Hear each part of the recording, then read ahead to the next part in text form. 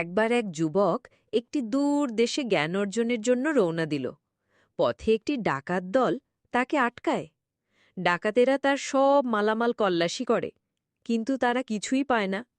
তখন ডাকাত দলের সর্দার জিজ্ঞেস করল, তোর কাছে কি কিছু আছে? তখন যুবক বলল, হ্যাঁ, আমার জামার ভেতরে 40 দিনারের মতো সোনা আছে। সবাই অবাক।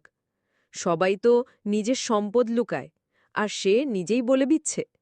ডাকাত সর্দার হাসতে হাসতে বলল, তুই এতটা বোকা, নিজেই বললি তোর কাছে সোনা আছে। যুবক শান্তভাবে বলল, আমি তো মিথ্যা বলার ওয়াদা করিনি। আমার মা আমাকে বিদায় দেওয়ার সময় বলেছিলেন কখনো মিথ্যা বলবে না। আমি সেই ওয়াদা ভাঙতে পারি না। ডাকাত সর্দার স্তব্ধ হয়ে গেল। চোখে পানি এসে গেল তার।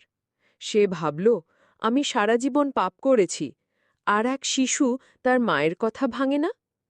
সেদিন সেই ডাকাত তাওবা করে সৎপথে ফিরে আসে। শিক্ষণীয় বিষয়, সত্য কথা বললে আল্লাহর রহমত ও সাহায্য নেমে আসে। কখনো মিথ্যা বলো না, কারণ সত্যই মুক্তির পথ।